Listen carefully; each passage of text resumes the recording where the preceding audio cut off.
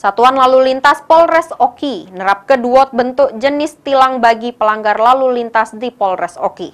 Sehingga pengendara dihimbau untuk tertib dan mematuhi peraturan lalu lintas. Disampaikan oleh Kasat Lantas Polres Oki AKP Saledi, namun Satuan Lalu Lintas Polres Oki terus berupaya menghimbau pada pengguna kendaraan roda 2 maupun roda 4 untuk selalu mematuhi peraturan lalu lintas. Hal ini dikarenakan maini Satlantas Polres Oki sudah memberlakukan dua bentuk jenis tilang. Pertama, tilang jenis elektronik yang berdasar ke capture dari kamera CCTV yang sudah terpasang. Sedangkan yang kedua, tilang yang dilakukan bagi pelanggar lalu lintas. Menyampaikan bahwa tilang itu ada dua, yaitu tilang dan tilang elektronik. Tilang elektronik ini melalui itu, dan tilang itu ya dihentikan oleh petugas yang tertangkap tangan melanggar.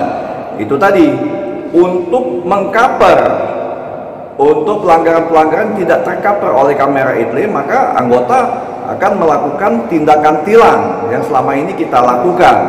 Itu khususnya pelanggaran-pelanggaran yang berpotensi kecelakaan, serta diantaranya apabila TNKB tidak sesuai spektek ataupun tidak menggunakan TNKB akan kita lakukan tilang. Oleh karenanya pengguna kendaraan di wilayah hukum Polres Oki dihimbau untuk selalu mematuhi peraturan lalu lintas pas gunakan kendaraan roda 2 maupun roda 4. Ahmad Romawi, PAL TV.